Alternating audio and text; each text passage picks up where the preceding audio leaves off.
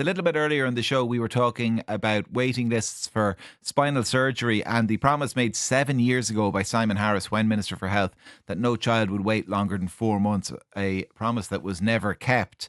And it was really interesting, the conversation we had. David Cullinan was with me, the Sinn Féin health spokesperson, and Peter O'Rourke, who's a retired orthopaedic surgeon. And Peter O'Rourke made a really interesting point. He said the problem isn't kind of infrastructure, the problem isn't doctors, the problem is ICU beds, and by extension the problem are nurses who are specialists in staffing ICU beds, that we cannot expand capacity without the staff, and we cannot get the staff.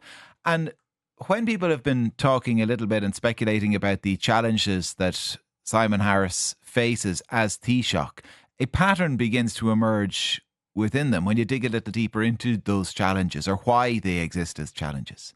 You know, we can't recruit nurses and those we train are emigrating. That's actually a housing problem. We can't get enough psychologists or psychotherapists to work with mental health services. That's a housing problem. There are vacancies across the country in the educational psychology services. That's also a housing problem. We can't fill posts in disability services. Why? Because the potential employees are working privately or have moved abroad. Why? They can't afford to live here. You know where I'm going. It's a housing problem. We can't get teachers to take up jobs in Dublin schools. That's a housing problem.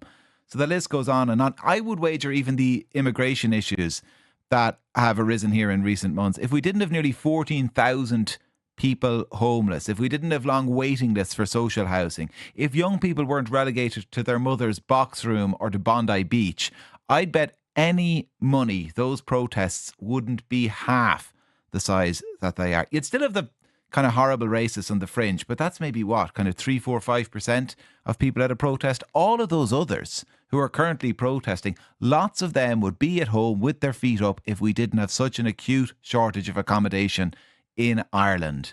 Now, what Simon Harris can do about that in 9 or 10 months in office, I do not know. But like I say, a pattern begins to emerge. Not all his problems, but so many of his problems are actually just manifestations of the housing shortage.